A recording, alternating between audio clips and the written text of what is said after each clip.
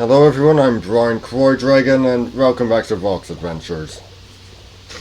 You're only the natter way to start off a recording with me blowing my nose. Well, to be fair, there was a bit of a delay with the recording starting, so for all I know, I'd be done blowing my nose. What just attacked me? For all I know, I'd be done blowing my nose by the time the recording had started, and amusingly, it kind of sounds like a horn. So, okay, what should we talk about?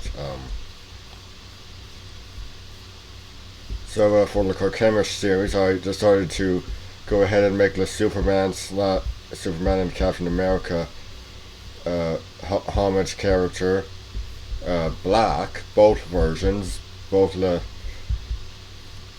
first and the second. So you have your Steve Rogers and you have your William Burnside. Of course, William Burnside was right and a bit racist. I mean, he was from the 50s after all. But the fact is,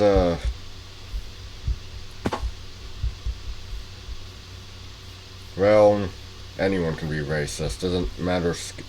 Skin color doesn't matter.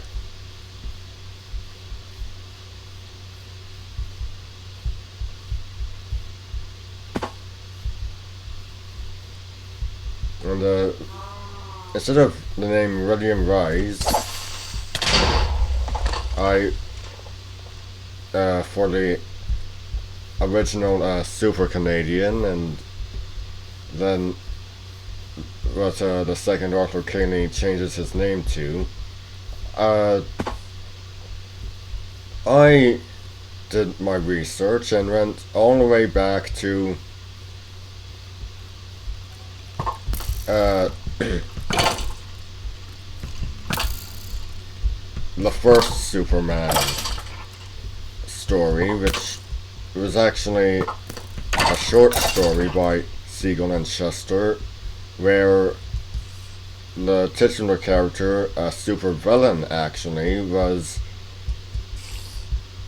named Bell Dunn, D-U-N-N, and he actually had telepathic powers.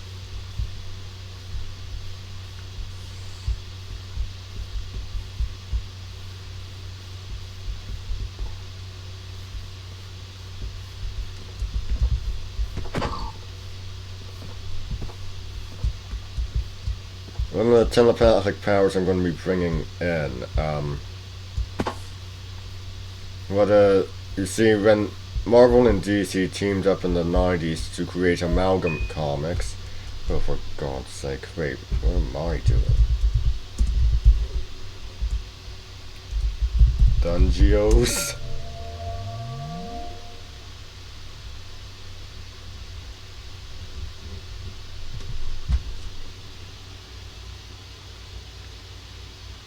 Yeah, what's going on?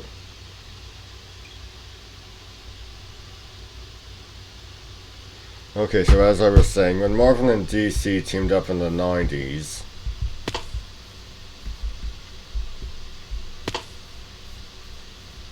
to create Amalgam Comics, which of course featured combinations of characters and things like that, Superman and Captain America were combined to create Super Soldier. And you see, the origin story is that well,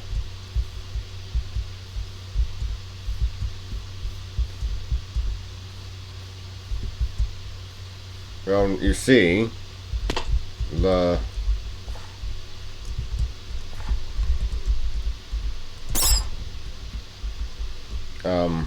pod with its, the pod with Kal-El, they came crashing to Earth, and guess what? Kal-El did not survive. So his DNA was used to create the Super Soldier Serum, which was given to not Steve Rogers, Clark Kent. He's got Steve's appearance. He's got Clark's name. So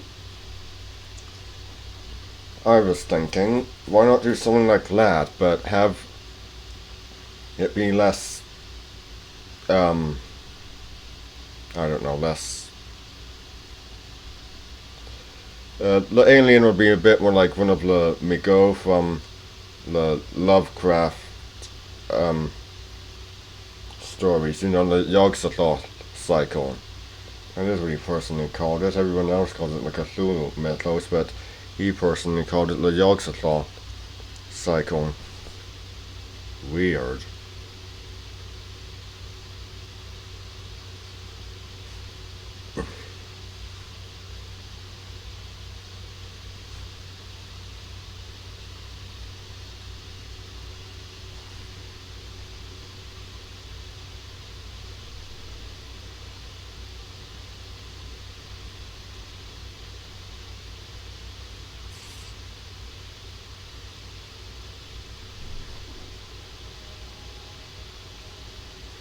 So anyway, the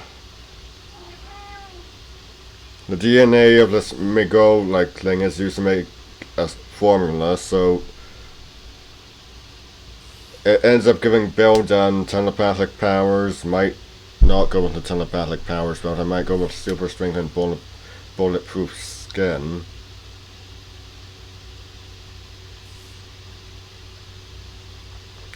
Just to make the Superman similarities more obvious.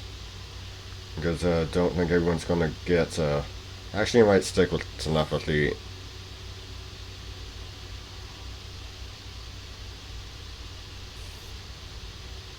You go with something like super strength and invulnerability, and immediately everyone knows who he's based off of. But go with telepathy, and people really have to do their research. So anyway, Bill Dunn gets the serum injected to him.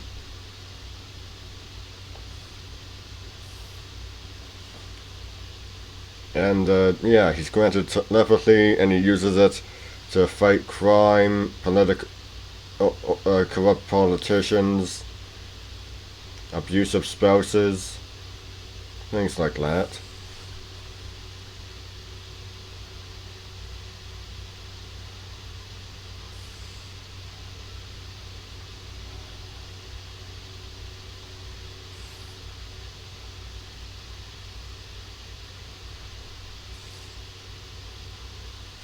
But the second Bill Dunn, Arthur Cayley,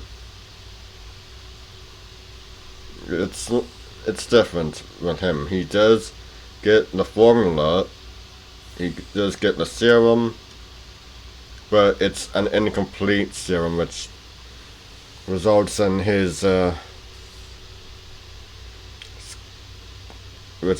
schizophrenic paranoia for him.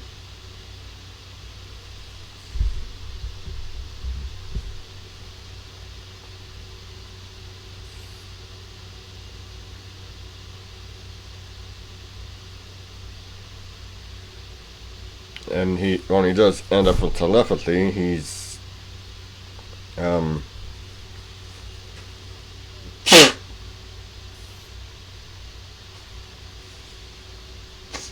less concerned with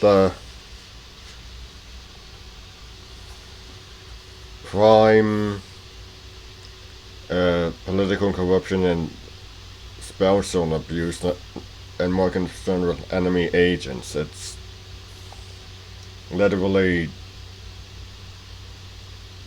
like Steve Rogers and William Burnside. Steve fought Nazis. Burnside fought communists.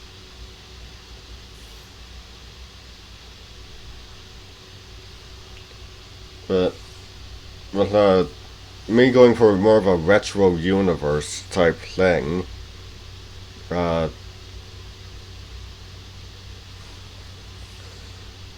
I'm not really sure what to do for who he fights. I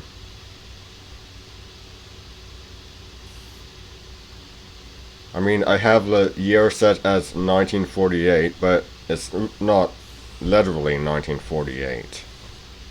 You know, it's like Batman the Animated Series. It had different um, dates given: 1948, 1992, 1983. So you've really got different dates going on. I just went with 1948 because of the 1940s as the predominantly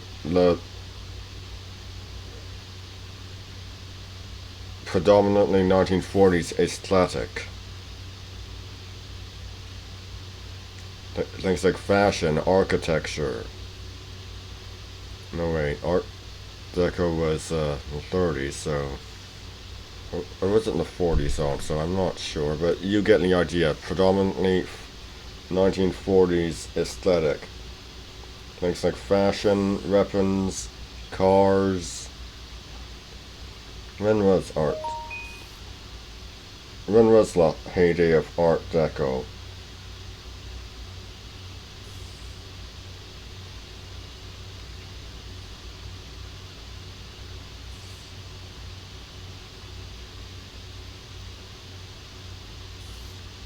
(1910 to 1939). I see. Honestly, I just like the look of it.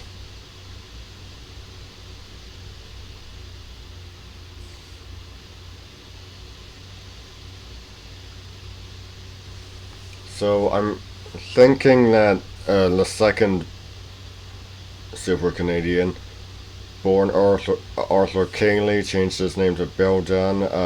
I'm thinking he might, in the enemy agent sort of thing, he's very much distrustful towards Germans. He's distrustful towards Japanese. He's distrustful towards Italians.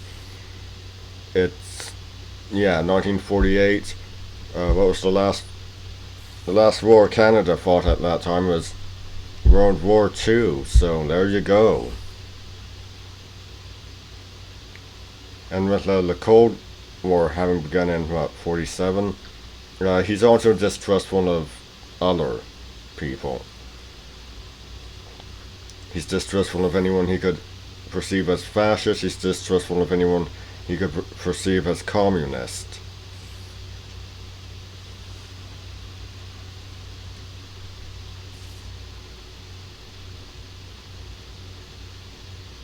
And while everyone else has a very modern attitude, his is very much an attitude of the 1940s. He's very much, he's got a bit of a stay in the kitchen type of attitude towards women. He's perfectly fine with saying a racial slur. But I'm not going to make it anything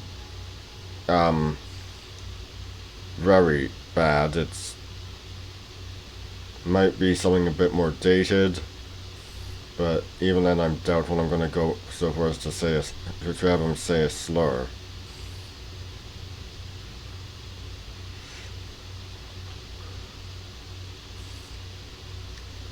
Also I've been planning an Arabian Nights type story. The Sultan of Kashgar. And the setting, being China, is drawn from Aladdin, originally set in one of the cities of China, and by doing my research I've come to conclude that the setting is in the Khanid Khanate from 1130 between sometime between 1130 and 1211, which is when Kashgar was in the capital. And Kashgar is of course in China. Now, they were a Turkic people, the Khanid Khanate. They converted to Islam in 934 and became Arabicized, Persianized. Can't remember which the word is, but you get the idea. They were settled in modern day Central Asia and modern day Xinjiang, the Turkestan area.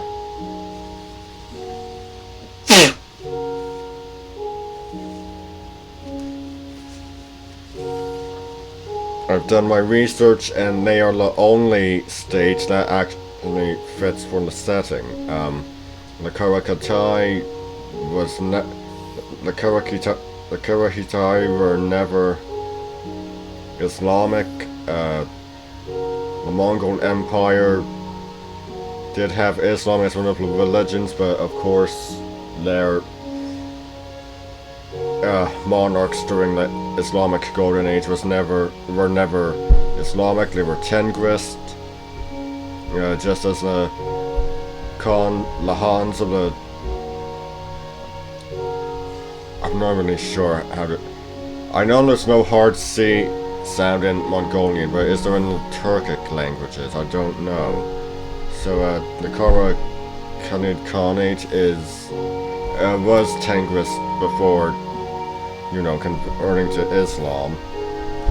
So yeah, they became Arabicized, Persianized, whichever the word is.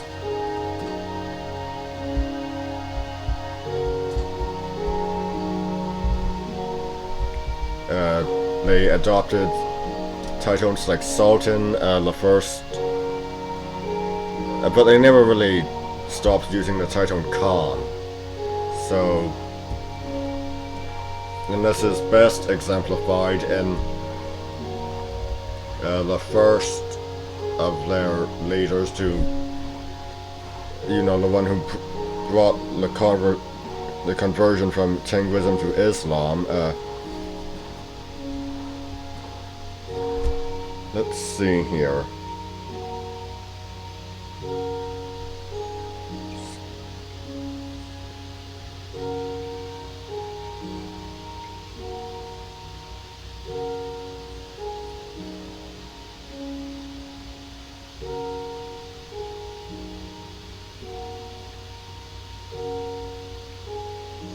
Sultan Satuk Bughra Khan.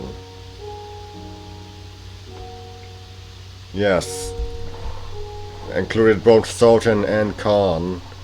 So yeah, that's basically how it is.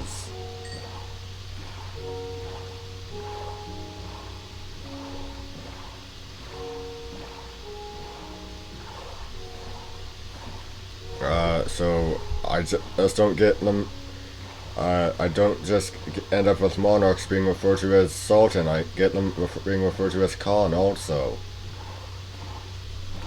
Yeah, as I said, I really don't know if the Turkic languages are the same with the no hard C sound as the Mongolian languages, so I don't pronounce it. In that case, when it refers to Proto-Mongols and Mongols, I pronounce it Han. When it's not, I pronounce it Khan. And that's because I have no idea if the languages, if Turkic and Mongol languages have the same no hard C sound thing.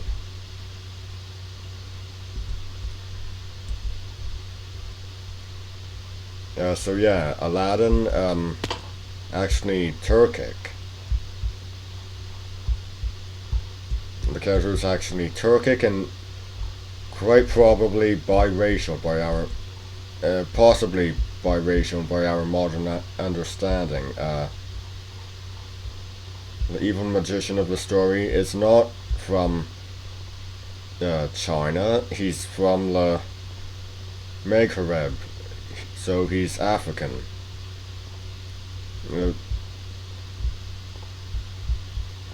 But he could be any ethnicity.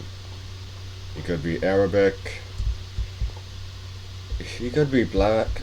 Who knows? So yeah, we really don't know what Aladdin. Aladdin is probably biracial, but uh, the jury's still out on what his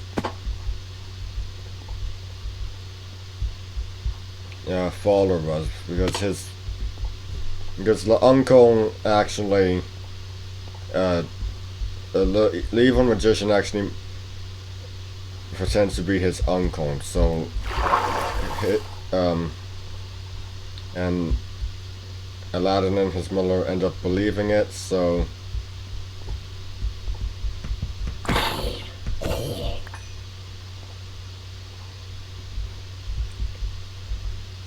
uh, Aladdin's father has to have been of the same ethnicity.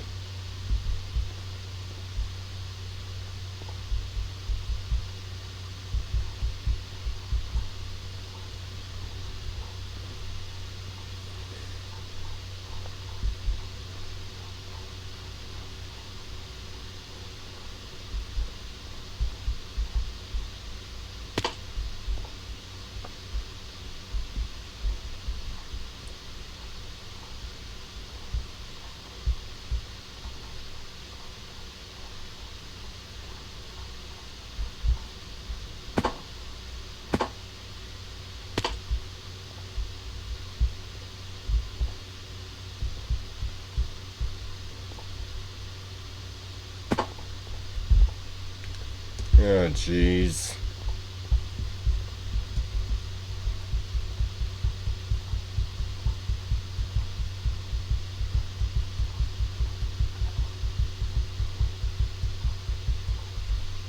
So it's the setting's not actually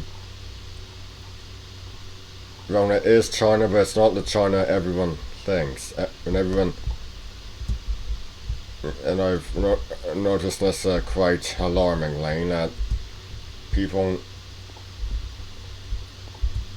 do no research and they see China. Yeah, they think Han Chinese instead of a Turkic people whose state covered both a Western Asian province and Central Asia.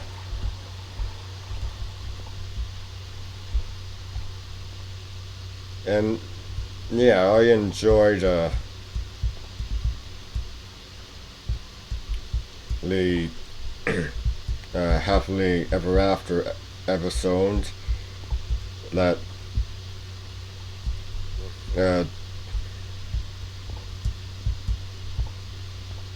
portrayed Aladdin in China, but still, it doesn't change the fact it's not that China, it's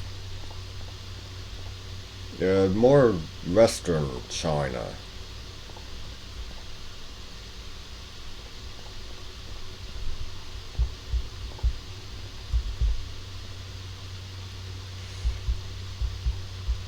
Yeah, it's more Western China than, I don't know, Central China, I guess.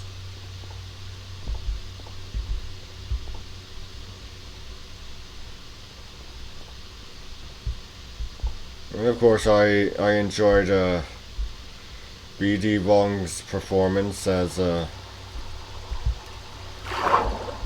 Aladdin and the Genie.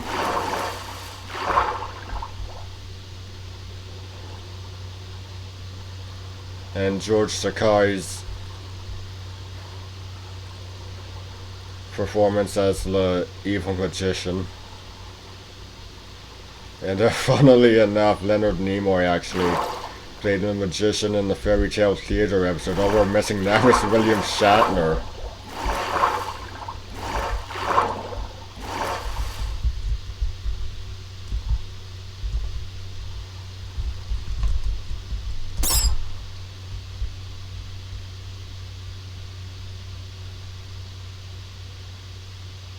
But I think the time of William Shatner playing him is well past.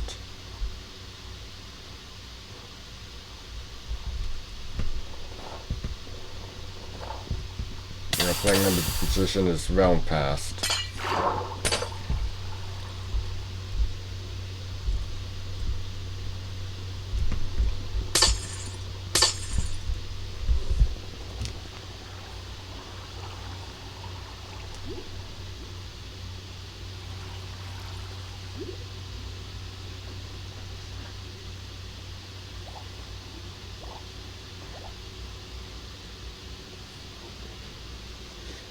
Yeah, anytime I see people, anytime I see people remember that the setting for Aladdin was China and seeing that it's more central than Western China, I'm just, oh, come on, do your research. Even worse, one of them was the retellings that acknowledged the Chinese setting was from Dorling Kindersley, you know, the company that produces the Eyewitness series. A very, very good educational series, and then there they are going on with the Central China setting instead of the Western China setting.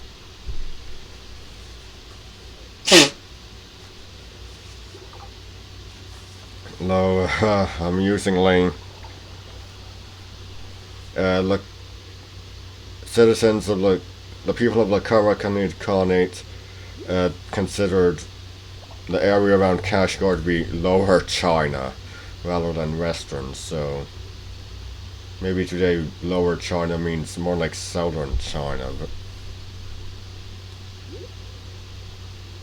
I don't know, maybe I don't know, but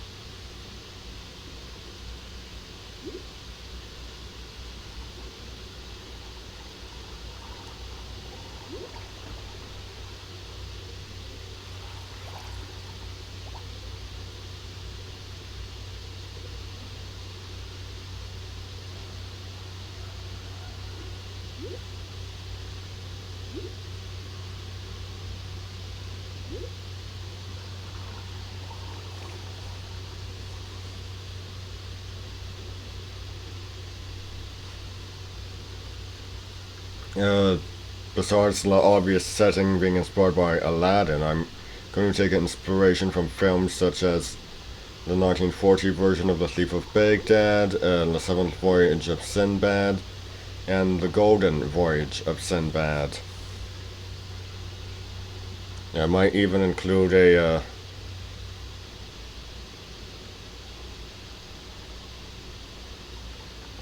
framing device and have it be set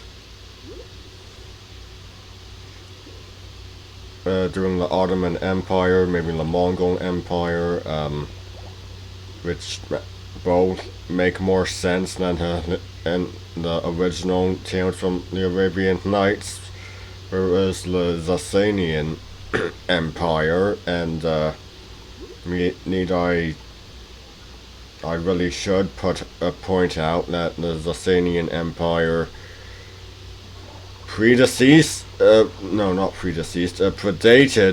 the Islamic Golden Age, and all of the historical figures that feature from that time period, so it really makes no sense. So yeah, Ottoman Empire, Mongol Empire, either way, they're both states that, well, the Ottoman Empire definitely came after. The Mongol Empire actually began early. No way, not early. Late during the day of the Karakanid Khanate, so.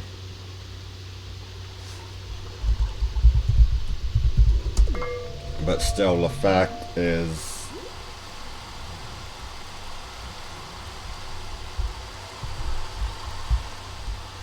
it just makes more sense to use a state that actually came after the Islamic Golden Age, not before.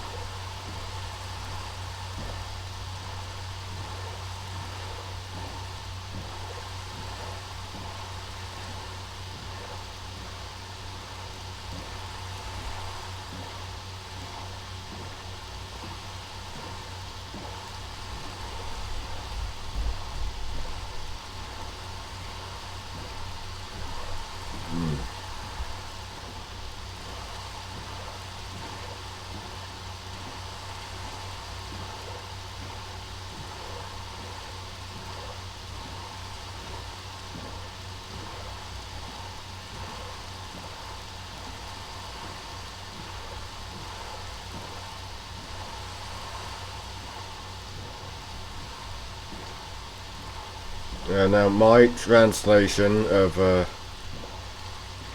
1001 Nights, mine's called Tales from the Arabian Nights. It actually refers to Aladdin's setting as Persia. Now, Persia, that is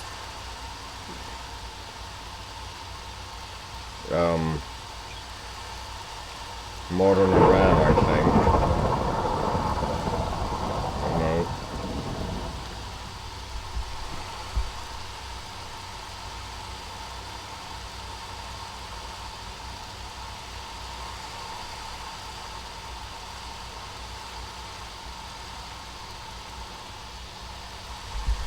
Yeah, that is Iran, so well, hold on. Let's see here. History of Iran. Okay, so for the Persian setting, what would it be?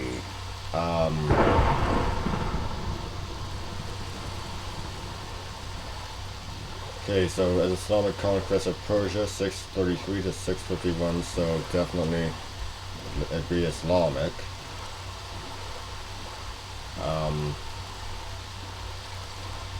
Yeah, I'll have to actually look it up.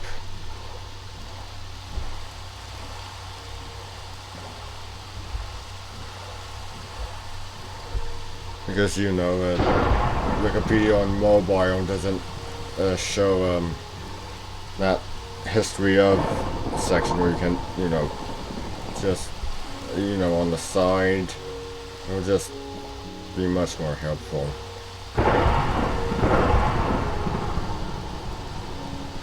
Of course, amusingly, the translation says Persia, but the illustrations don't show China. Central China, not Western, Central. Oh, jeez.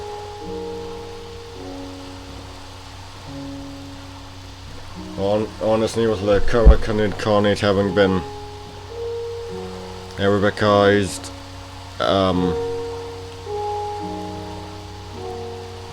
I think just going with the Persian look would have made more sense.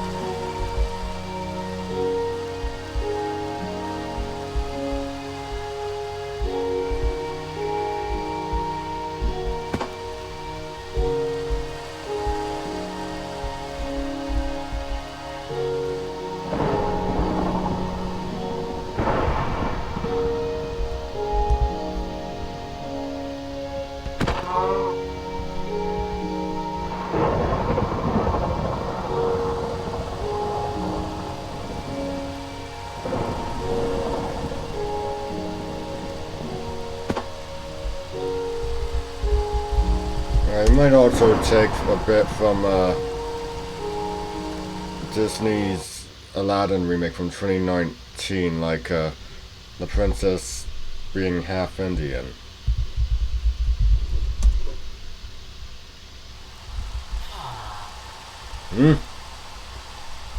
What the?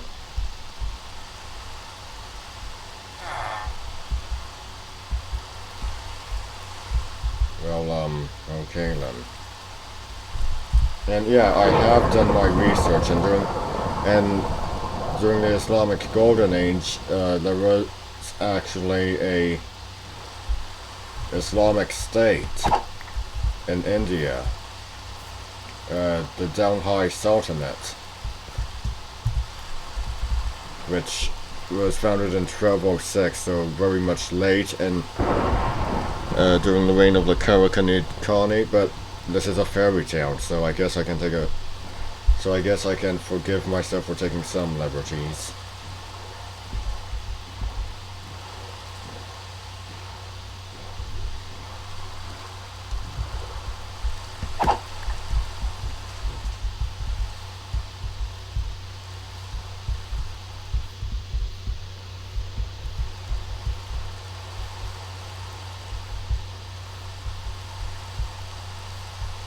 From the Golden Voyage of Sinbad, I take the idea of the Grand Vizier type character actually being a positive character, a hero.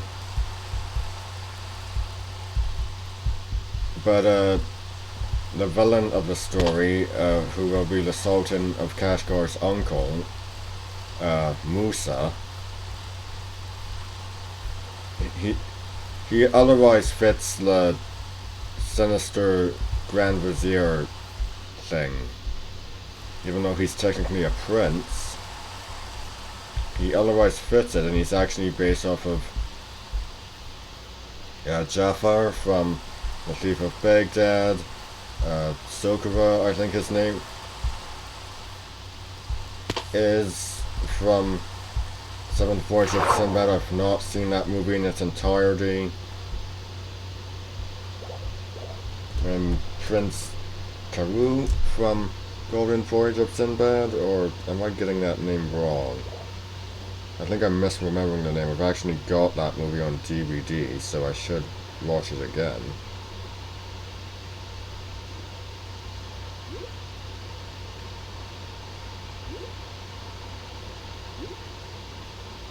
There we go, Golden Voyage of Sinbad.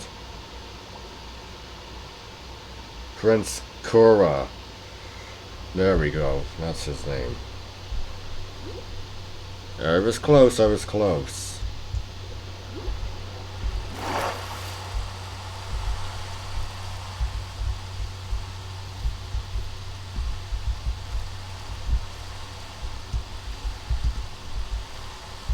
And I'm actually gonna be taking a bit from for his appearance. I'm gonna Musa is gonna be inspired by when Jonathan Freeman, who of course voiced Jafar in the animated Disney movie by animated Aladdin movie by Disney, when he reprised his role on stage for the musical.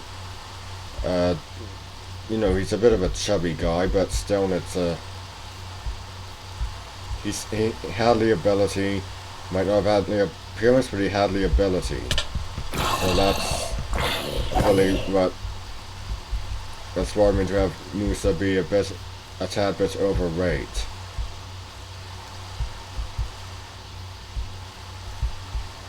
Or have a bit of weight on him.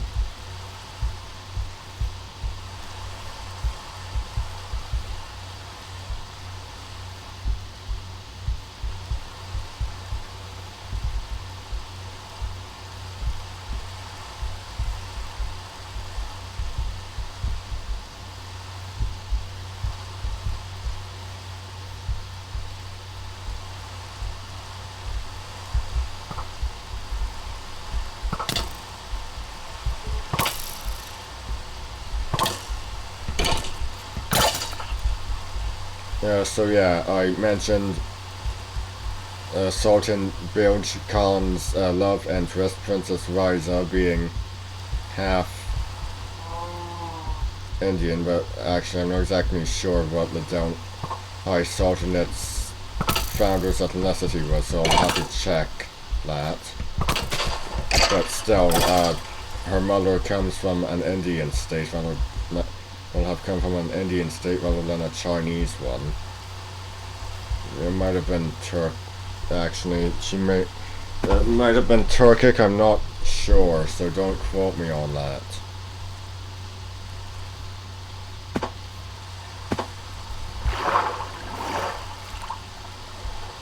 I'm saying might have been because one ruler and consort of the Donghai Sultanate was a woman named Riza, and she was Turkic.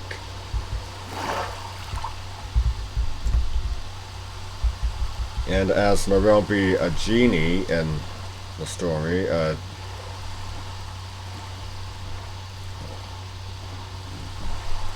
taking inspiration from the Thief of Baghdad and the Seventh Voyage of Sinbad, I'm also going to be taking a bit from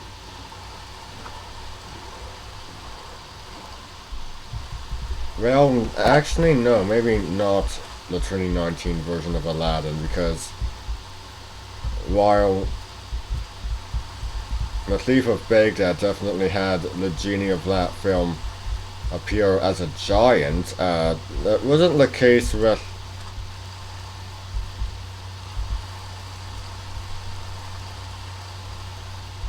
the Seventh Voyage of Sinbad. Well, from what little of it I've seen, again, I haven't seen it in its entirety. I want to. I love Ray Harryhausen stuff. But the genie was definitely. The genie was a child, and he was actually, normal sized. He wasn't a giant. Like his Thief of Baghdad counterpart, who was also an adult.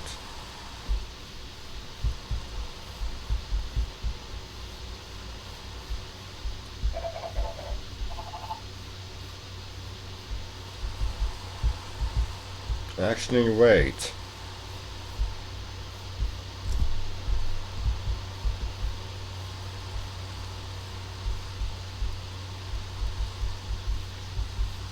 There was no changing of size in Thief of Baghdad, except for showing how the genie could fit inside a tiny bottle.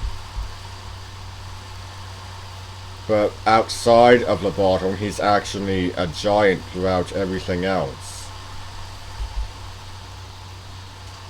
So he completely dwarfs the characters of Abu and Ahmad. So my idea is that he's not going to be abnormally colored like what Disney did. He can change size at will. Outside of the ring, in this case, his preferred height would be that of a giant.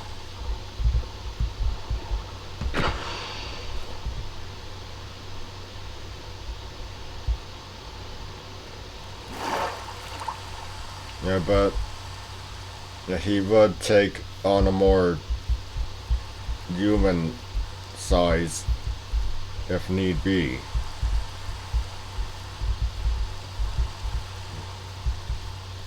And yeah, also taking inspiration from the Thief of Baghdad and the original Arabian Nights stories, the genie will definitely have intentions to kill whoever let him out instead of granting them wishes.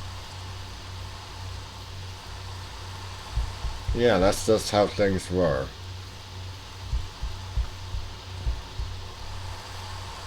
I mean, you do your research and yeah, such things won't be surprising. It doesn't count as spoilers. 1001 Nights, it's been out for a long time. If you haven't read it, it's I'm sorry.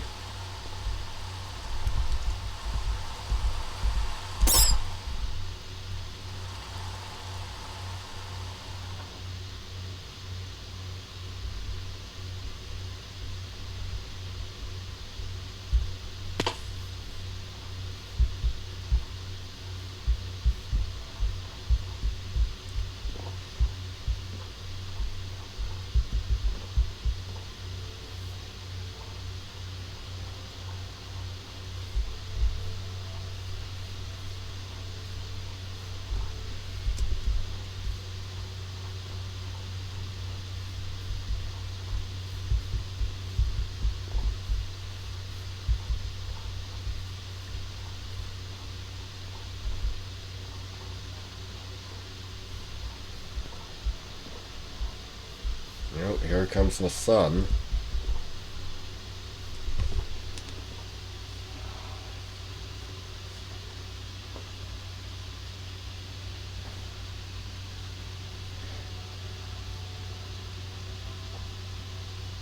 And yeah, I'm fully aware that people are who know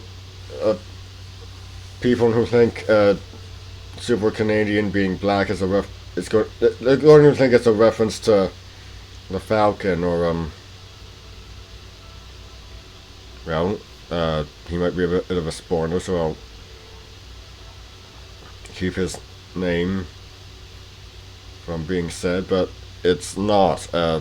It actually comes from how in the Ultimate Marvel comics, Captain America was originally going to be black, until that came down hard upon it, until Marvel came down hard upon it and said, no, not going to be black, not going to have been fighting in the Gulf War, a white guy during World War II.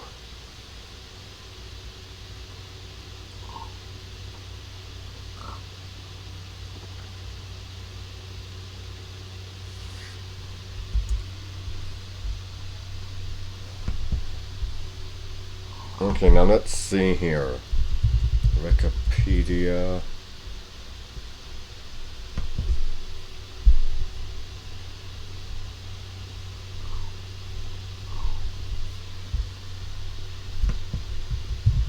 History of Iran. So, what would the state be during a Persian setting? What's the imperial period? Does it in any way get into the Islamic Golden Age?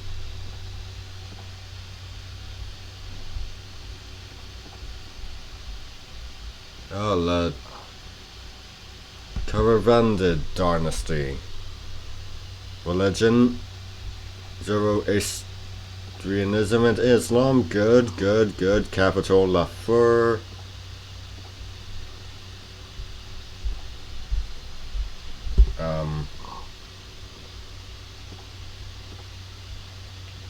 Unfortunately, I can't find any red links for the rulers during the Islamic Golden Age, so let's...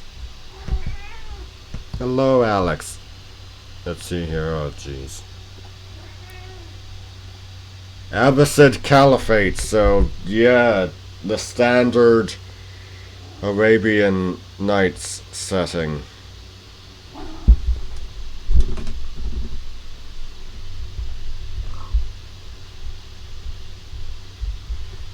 Yeah, jeez, that sucks.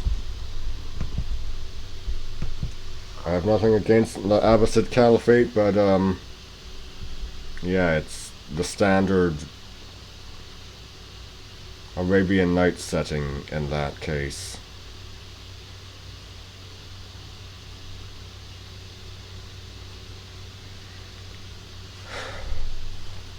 It's the standard setting, Alex. It's the standard setting, not like the Karakanid Khanate.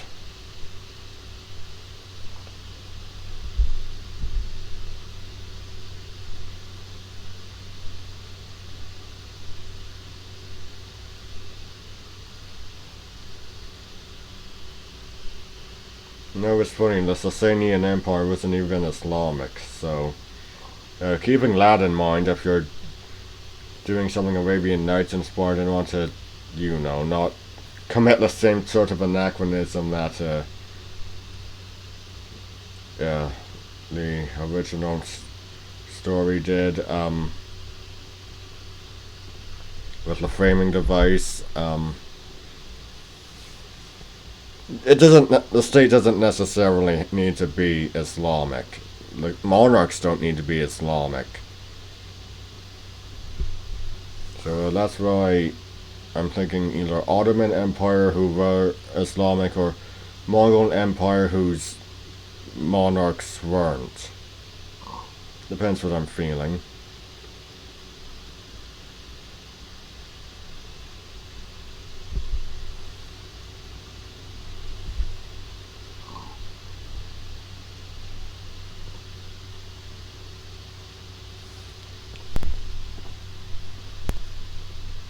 Last night I got told I kind of like Benedict Cumberbatch. I'm actually very much happy with that comparison. He's a great, great actor. Same as with having my voice compared to Alan Rickman. Great, he was a great actor. Morgan Freeman, great actor, but I prefer being compared to those who have done Shakespeare or are Shakespearean.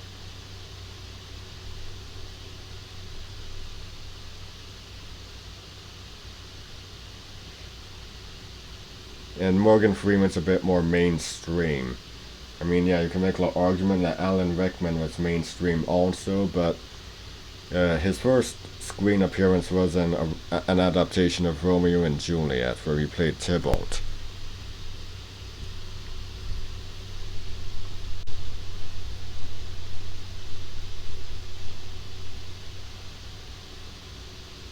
And of course, Benedict Cumberbatch is Shakespearean also. He's played Richard III, he's played Hamlet.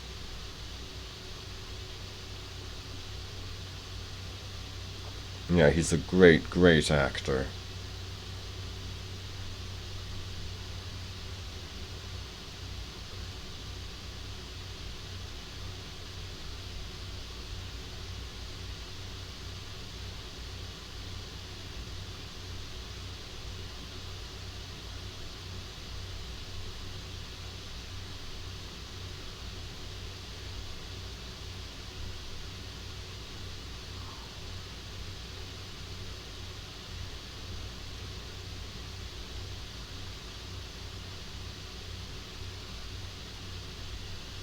Hey.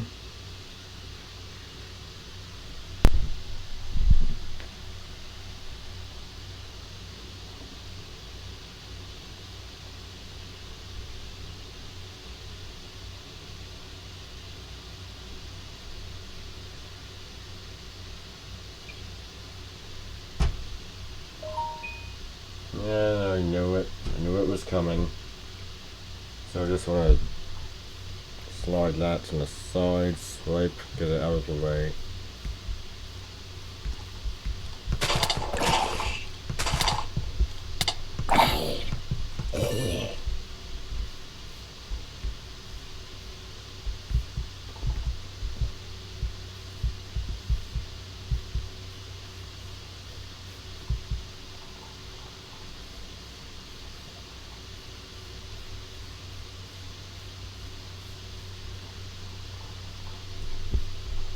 So in 1997, Patrick Stewart played Othello in a revolutionary type of casting, revolutionary type of casting,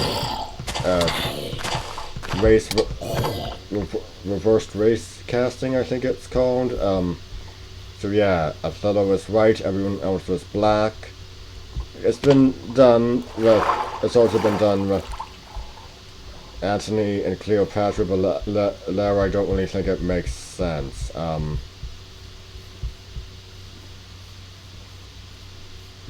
It just because let's see here. Uh, Antony from Rome, Cleopatra from Hellenic Egypt.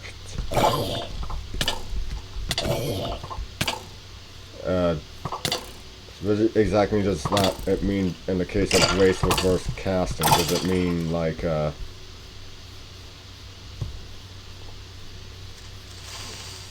black cast? Because I know there's been there's been an all black cast of Julius Caesar, but I really don't know what the race reverse casting would be for Antony and Cleopatra. But still, it's interesting.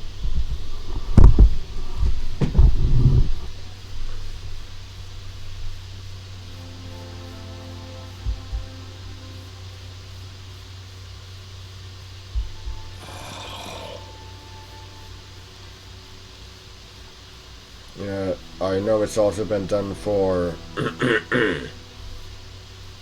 for Death of a Salesman, which I've never seen. Never seen Death of a Salesman. I've seen Othello. I've seen Antony and Cleopatra. I've never seen Death of a Salesman. But upon doing my research on this type of casting, I think, okay, Denzel Washington would make an excellent Atticus Finch if someone decided to do that with To Kill a Mockingbird. And Othello, the setting for Patrick Stewart's Othello, the setting was changed to Africa, so with not a change in text, so the same thing could be done with To Kill a Mockingbird.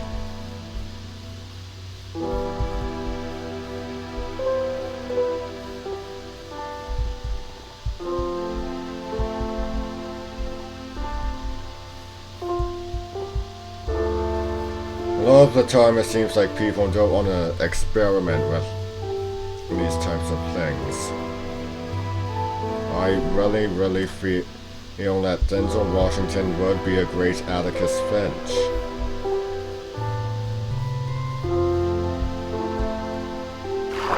Him or Lawrence Fishburne.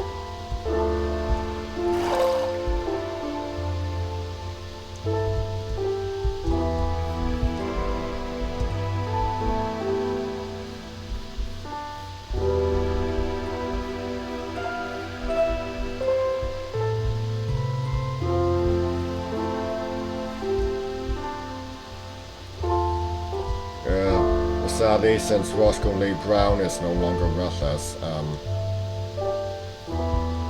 I mean, if he still was, I'd definitely say he could play Sheriff Heck Tate.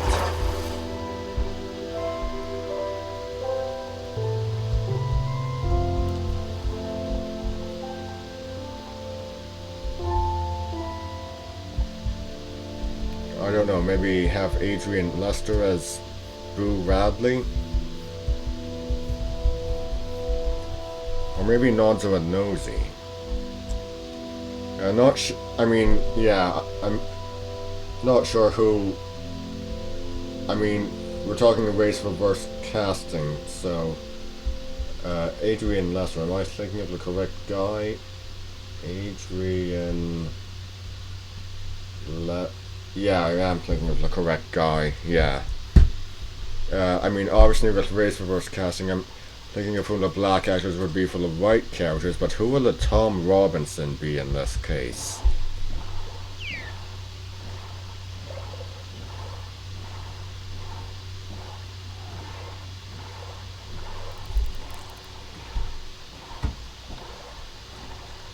Well, you know Kenneth Branagh's my favorite actor, so maybe let's not do him. I mean, it's playing favorites in that case, so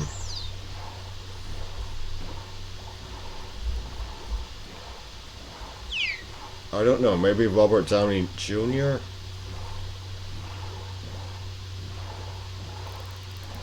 Or David Tennant? Ethan Hawke?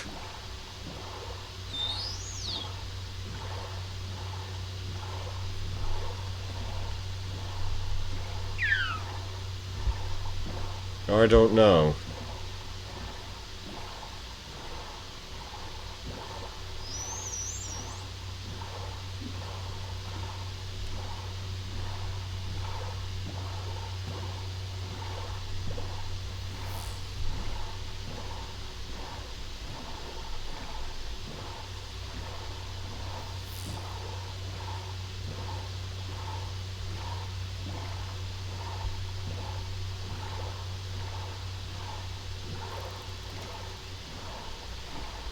Sadly, John Shrapnel's no longer with us, but I think he'd be very good as the Reverend.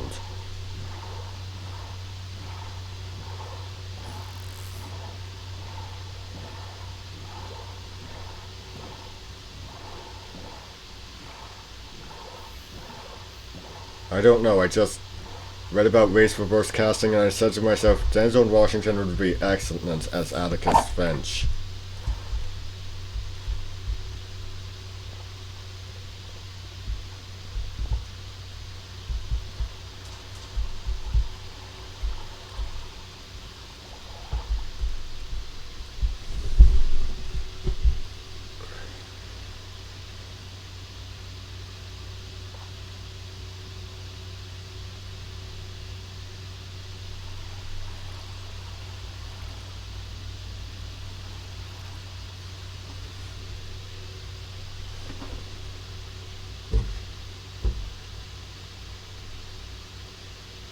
I mean, you might have a different opinion.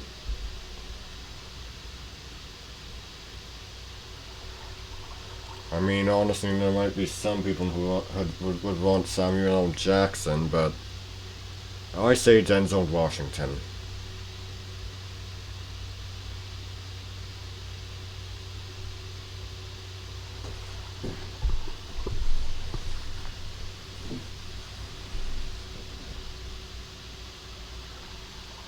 Hey.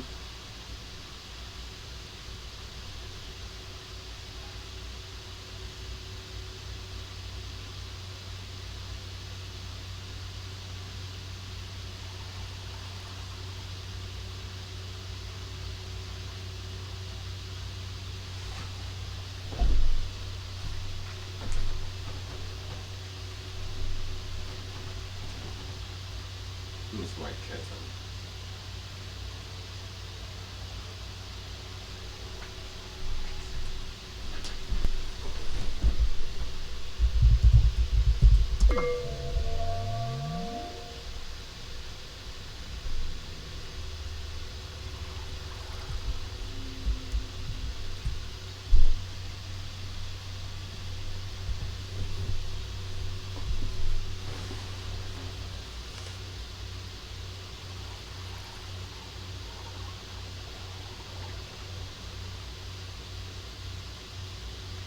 Now, race reverse casting. I don't know if it's how literal it has to be. I mean,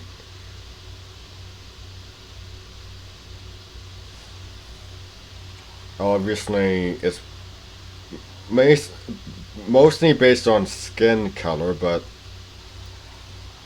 okay, could it be okay, so say you were doing Macbeth. Have English actors play the Scottish characters and have Scottish actors play the few English characters. Could that work? Not so much skin, but still ethnicity. Hmm. I don't know.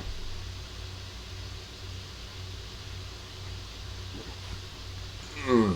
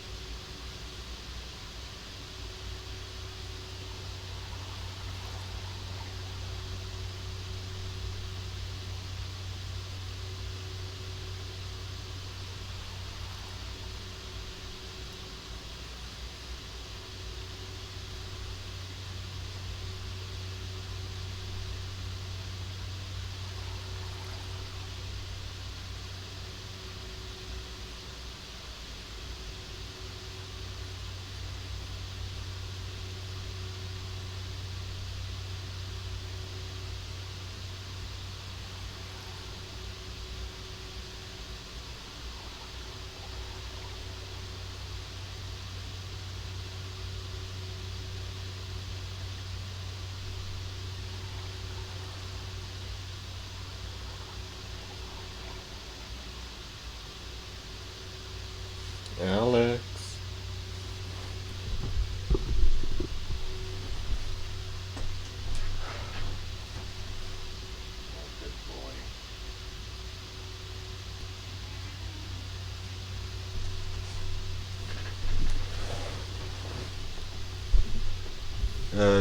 Last night,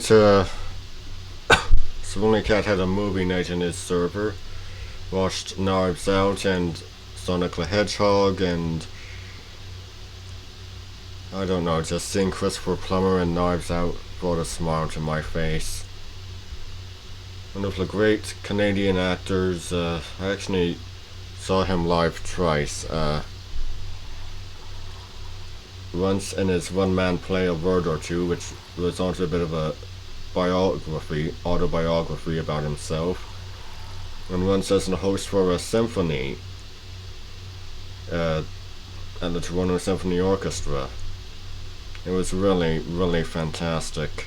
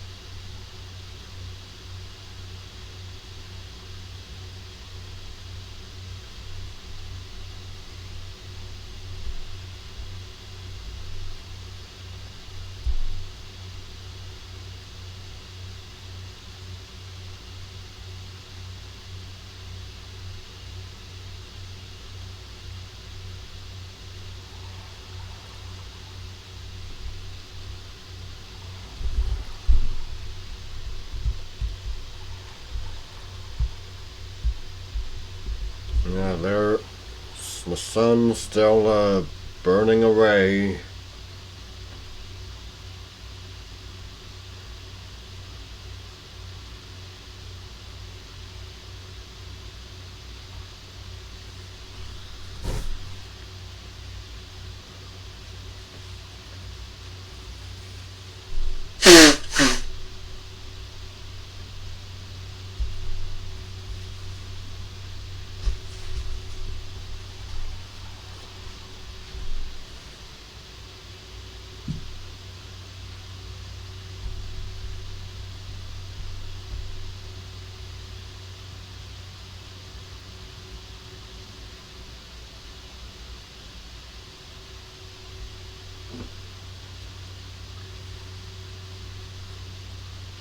So, what was the first film I ever saw Christopher Plummer in? Probably The Sound of Music.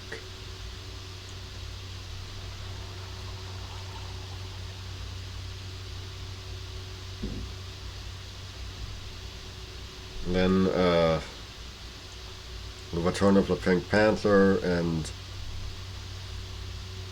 later saw An American Tale sometime on television. And I just ended up seeing more of his stuff, more of his work. Hamlet at Elsinore, The Fall of the Roman Empire, The Tempest, Alexander, The Man Who Would Be King.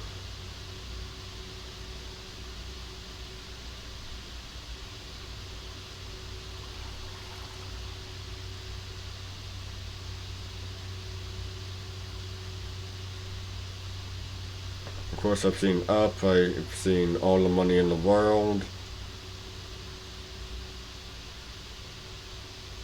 Of course, I've seen Knives Out, I've mentioned it.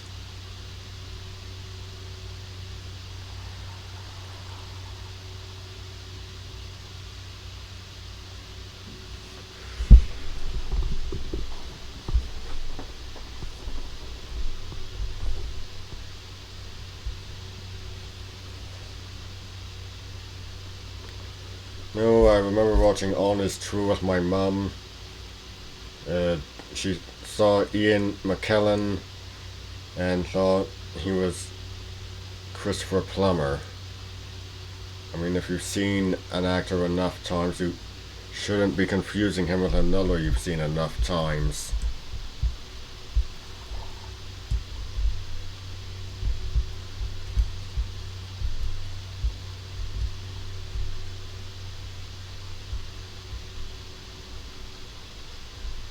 Shouldn't even be confusing their voices.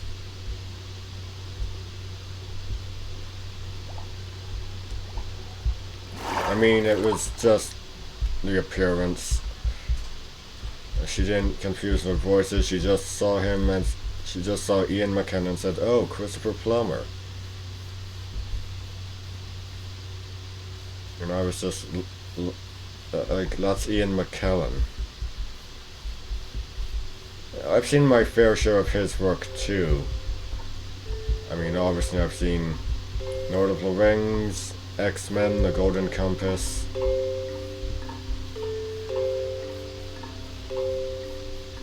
But I've also seen Macbeth, I've seen King Lear. I've seen Richard III.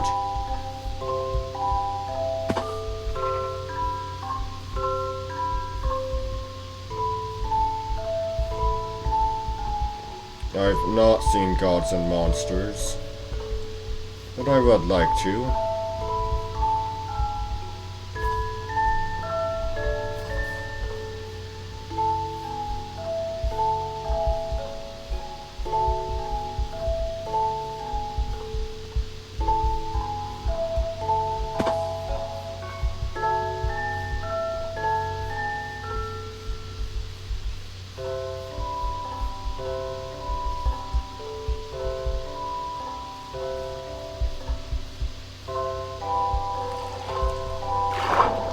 I've seen Flushed Away, which of course he voiced the frog in that one. Or was it a toad?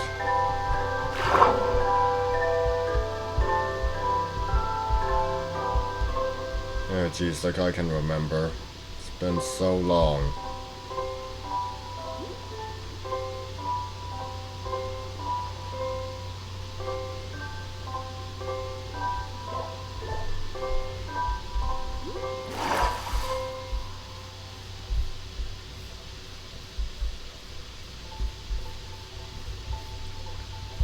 Christopher Plummer and Ian McKellen, both actors with a long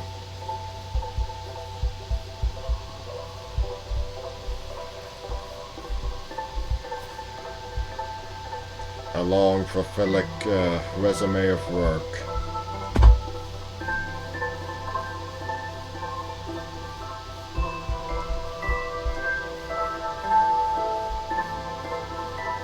Yeah, I've also seen the Peter Jackson Hobbit movies, which of course Ian McKellen is in. Was in.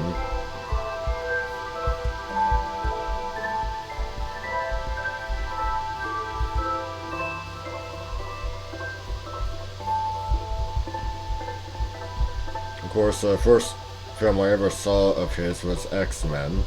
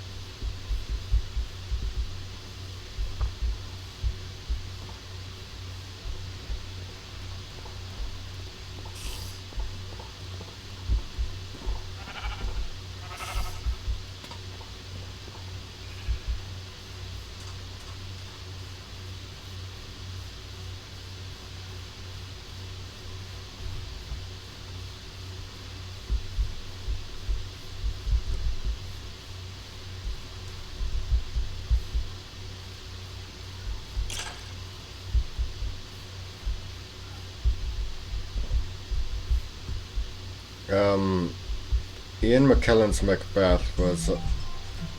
Oh, for God's sake, who the hell is this? Oh! Jeez.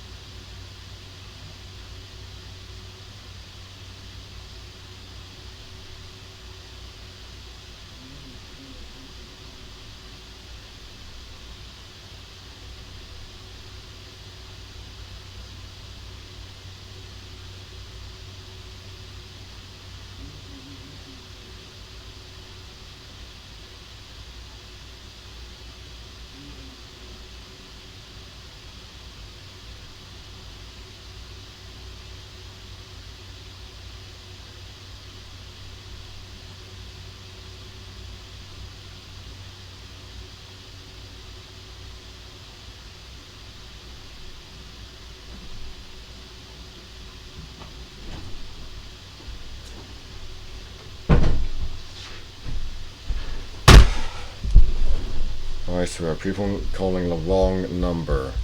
And even then, it's someone who. I don't know, they don't even speak properly into the phone. Yeah.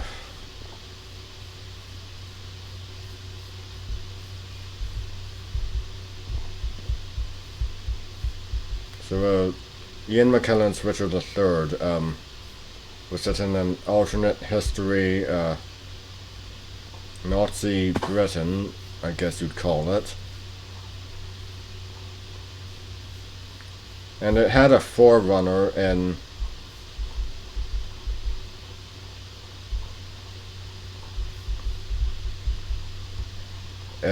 Orson Welles' Julius Caesar, modeled after the then current state of Italy, fascist Italy. Of course, in Richard III, the Lancastrian side is, or Tudor side, whichever you want to call it, still British, so it's more of a Civil War type thing. Still like in the original play. Julius Caesar, still Civil War type thing going on. And there's Patrick Stewart's Macbeth, where it's actually the odd one out, I guess you'd say, where instead of Axis, it's one of the Axis powers. It's Soviet Union, rather. So Julius Caesar modeled after Mussolini, Richard III modeled after Hitler, Macbeth modeled after Stalin.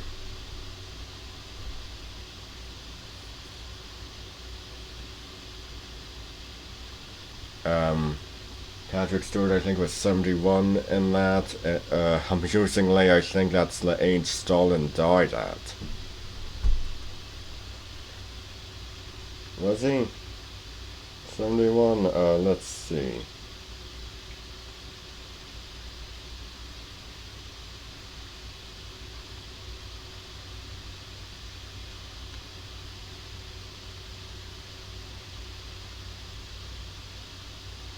'74, but still, I was close.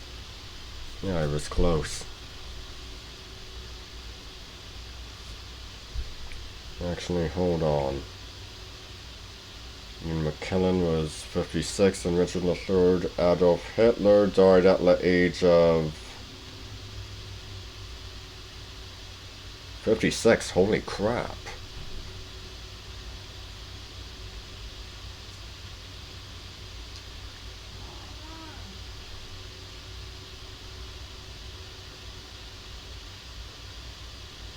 Yes.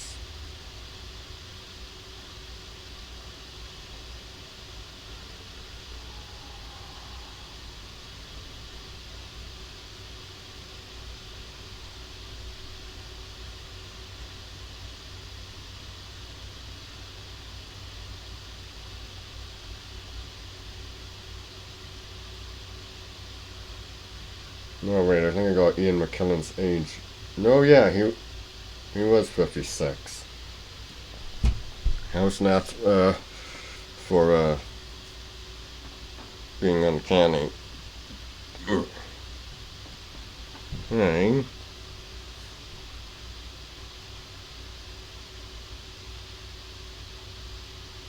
Orson Welles' Julius Caesar was actually a play, so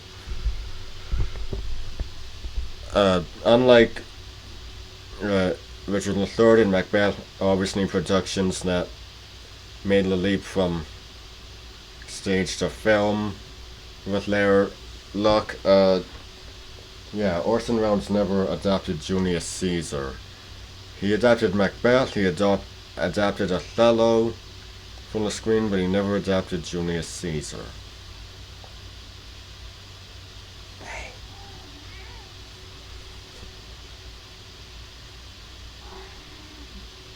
Yes, Alex.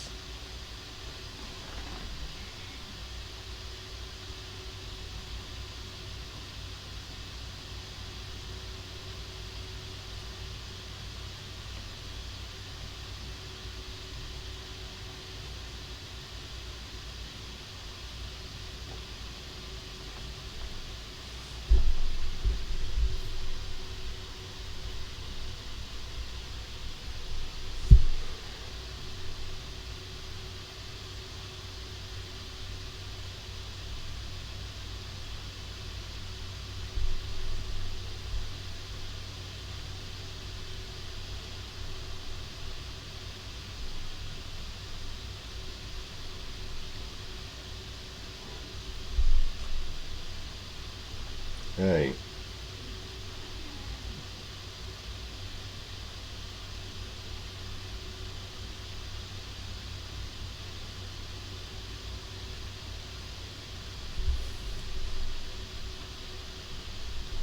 Orson Welles had done Macbeth on stage. The Voodoo Macbeth, setting shifted to 19th century Haiti with an all-black cast, but when he adapted the play from the screen in 1948, he just kept the traditional Scottish setting in the 11th century. No, we did have the witches make a voodoo doll of Macbeth, so there was a little bit of the voodoo Macbeth left over, incorporated.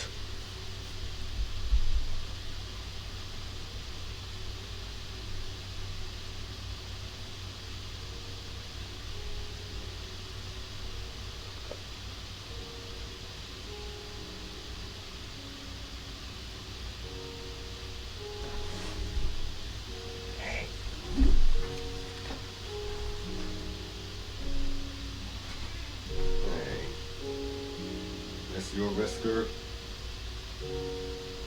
Is this your whisker? Yes, your whisker.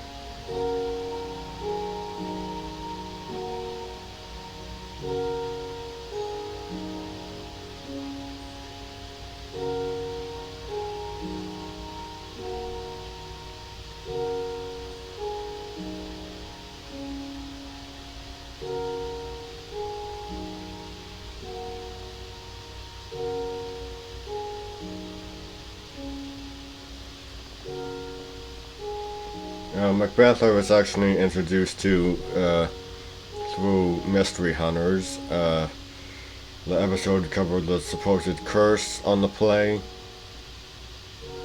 I've seen quite a few screen adaptations. I've seen 2 stage productions.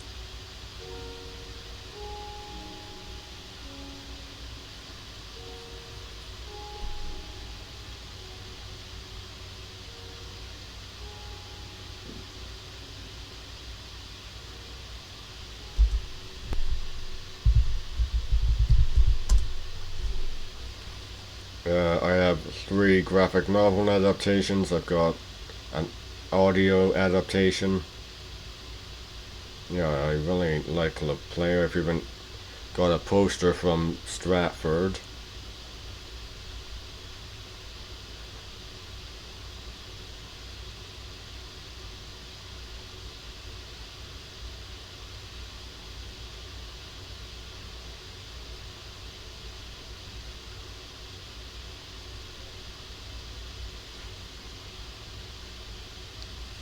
And the first screen adaptation I actually watched was the Shakespeare in the Animated Tales episode, where Macbeth was voiced by Brian Cox.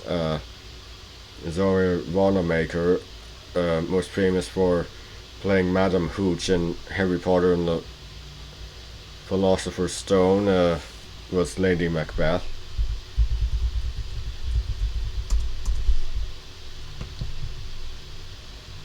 And Macbeth resembles Orson Welles in that episode. Can't remember who Lady Macbeth looks like. I mean, I do, but I can't remember the actress's name because I obviously knew that episode was taken from the Orson Welles film adaptation. But thankfully not with the ridiculous helmet that was featured in the film. Yeah, I've seen clips of that adaptation. I've seen pictures, and Orson Welles himself said the helmet made him look like the Statue of Liberty, a sentiment which I agree upon.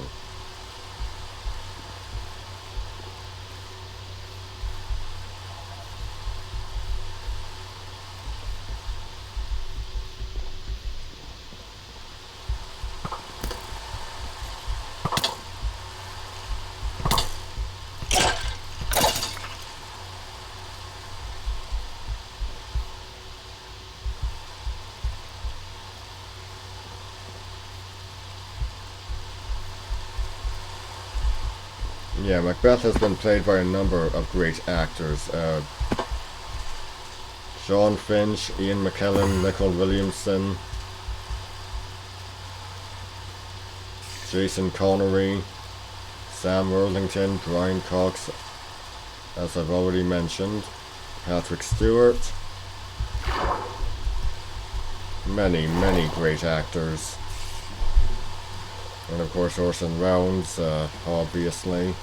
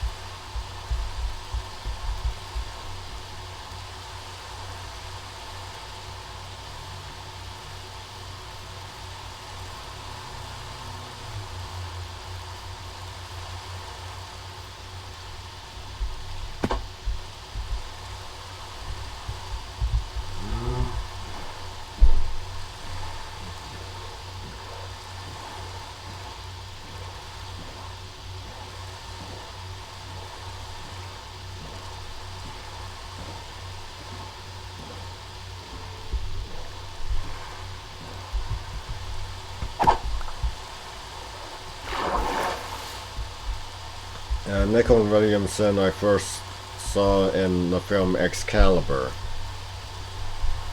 where he of course played Merlin.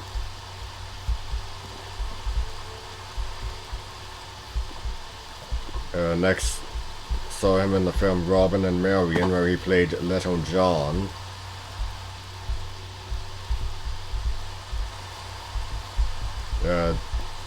Robin Hood was played by Sean Connery, and Marian was played by Audrey Hepburn.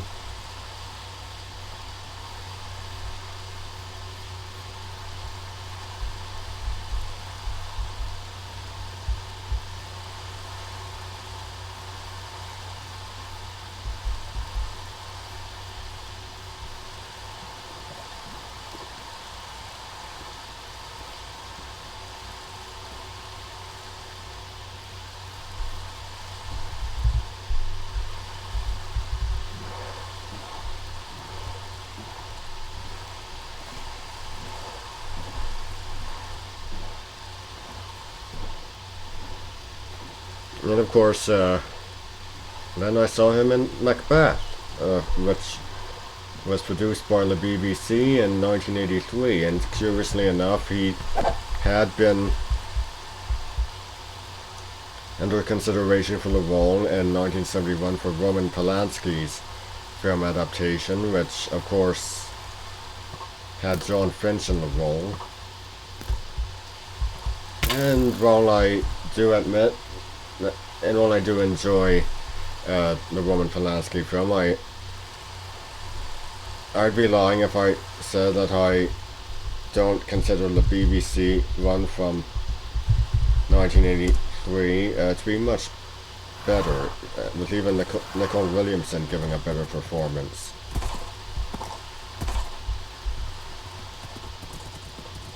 But honestly, this sort of thing just happens. You don't get an actor doesn't get a run in one adaptation, they get it in a later one. What's her name? Played Mulan in the 2020 film. She was actually under consideration for the role in the 2009 film Mulan Rise of a Warrior. And while it's not completely the same, John Gielgud was considered for the role of Julius Caesar in the film Cleopatra. He later went on to play Julius Caesar on screen in the 1970 screen adaptation of the Shakespeare play.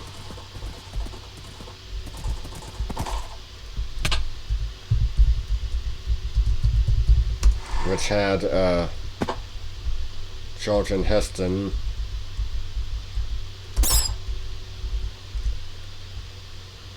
playing Mark Antony for the second time on screen. He first appeared on screen as Antony in a 1950 screen adaptation of Julius Caesar, and his third and final time would be in the 1972 adaptation of Antony and Cleopatra, which he of course directed himself.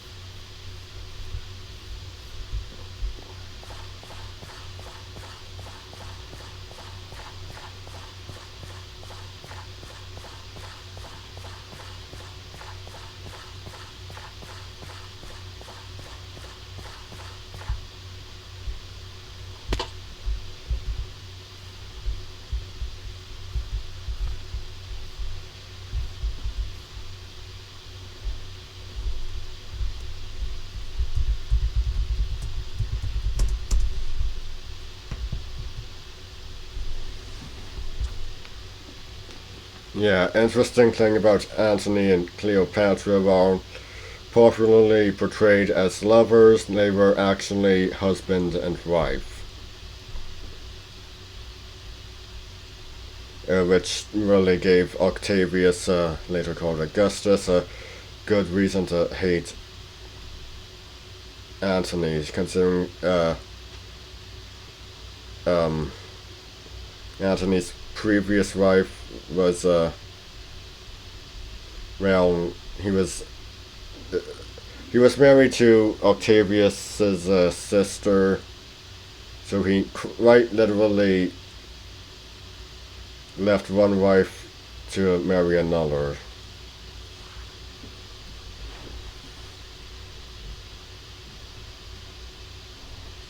And considering that they'd been friends and allies, it really, really must have stung.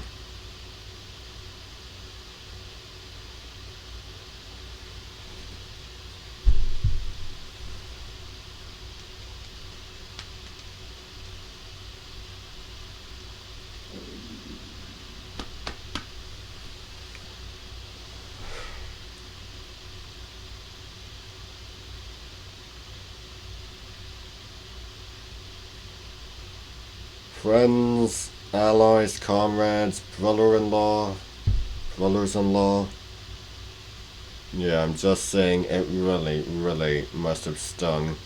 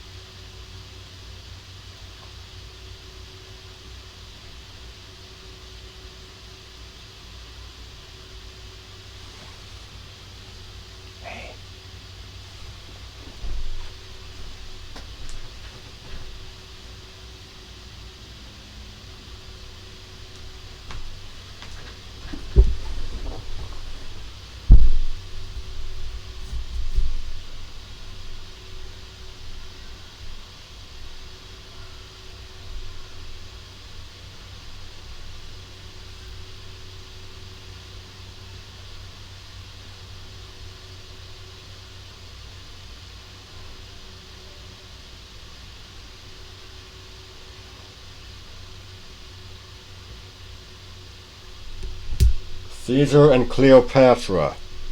That's another thing of Christopher Plummer's I've seen. He appeared on stage in Stratford, and that was, of course, filmed. So when that was when that filmed stage production was later live streamed, I a couple of sometime during the pandemic, I did watch it. I did catch that. Excuse me.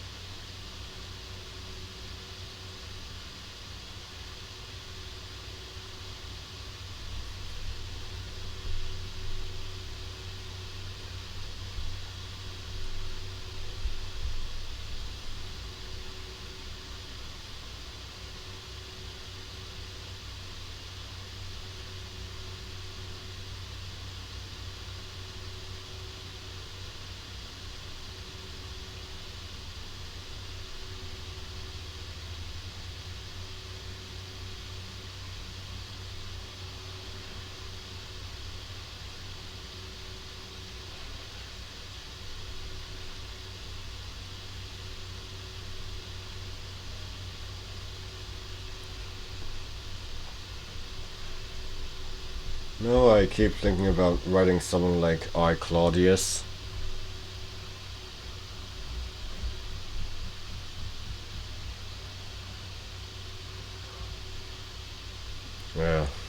maybe tell it from the point of view of Otho, or maybe Vitellius. I don't know.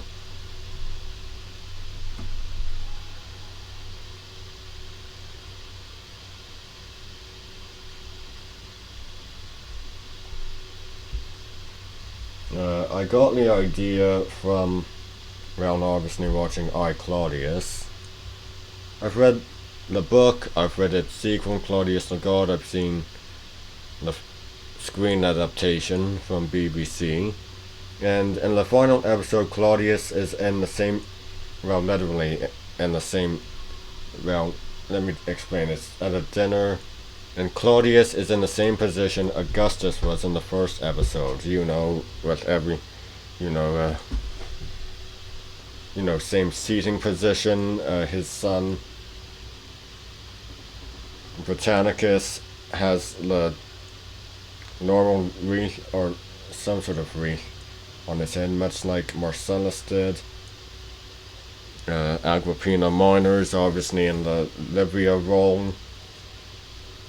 So it's just so yeah. If Otho or Vitellius are going to be the Claudius of the piece, then it just makes sense to have Claudius being the Augustus of the piece.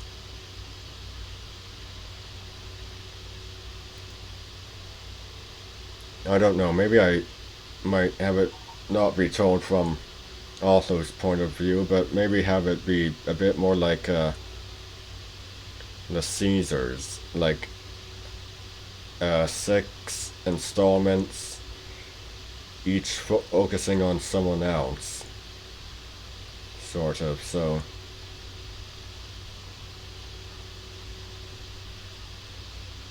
first one would be all about Claudius. Well, not really, it would be focusing on his final days. Yeah, his final days.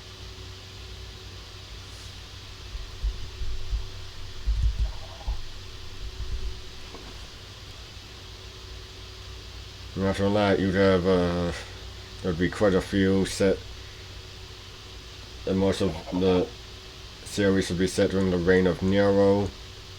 After that, Galba's brief reign, and then end on Otho becoming first citizen of Rome, emperor of Rome, whichever you want to call it.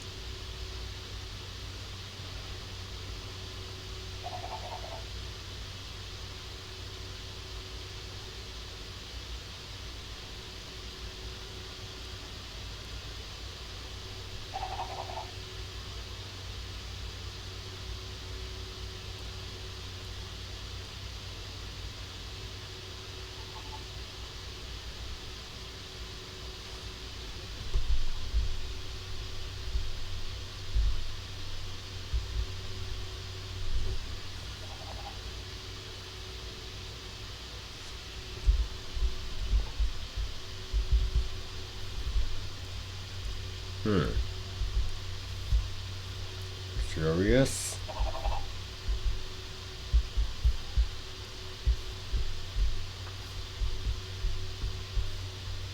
After I, Claudius, there have been attempts to recreate the formula.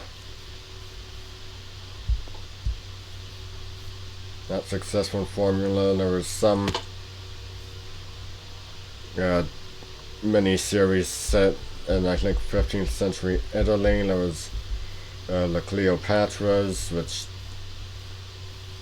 obviously, yeah, it was made by Granada, who also did the Caesars.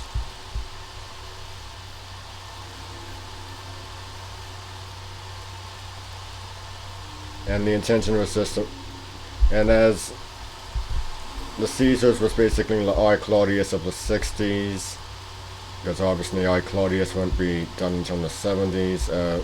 The Cleopatra was an attempt to be the I, Claudius of the 80s.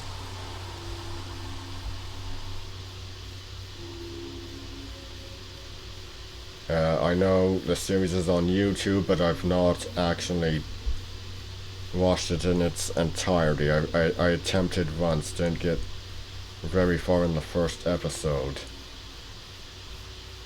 I might give it another shot.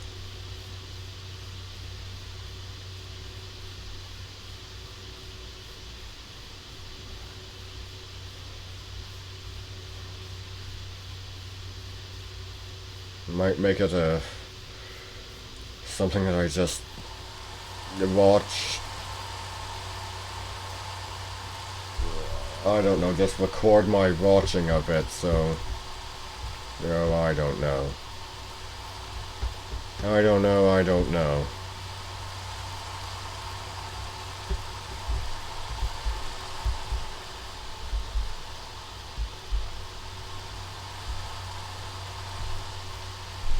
Honestly, commentaries are fun, but if I'm doing something like that for YouTube, it's gonna feel like a chore.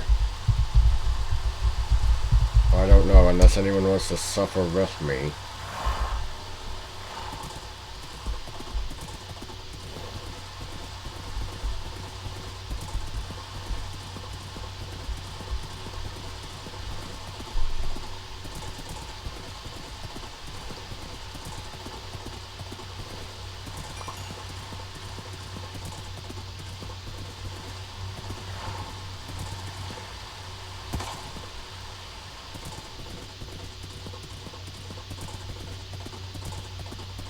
I've heard a lot of things about the Cleopatras, one of them being that it's hard to care for the characters.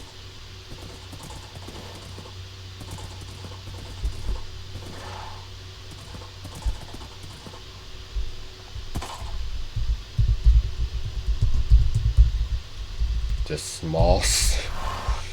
Yeah, but anyway, I doubt anyone would want to sit through that series with me. Honestly, I want to get back to doing commentaries on fairy tale theatre. I've got to finish that up. Haven't done that in a long while.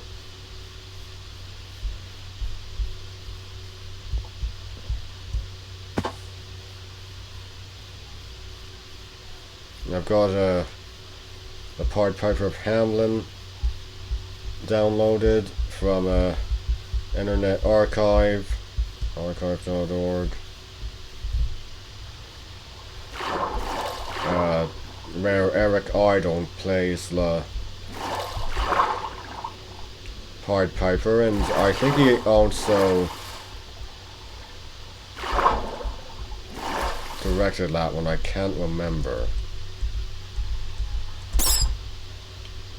I know Tim Burton directed the Aladdin episode, and Francis Ford Coppola the Rip Van Winkle one.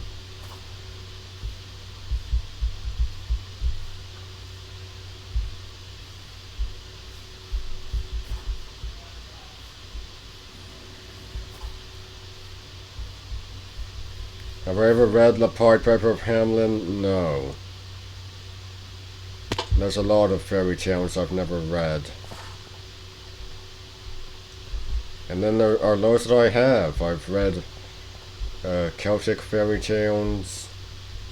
I've read tales from the Arabian Nights. So obviously I've read Aladdin. But all the rest, the ones people would have expected me to have read, no.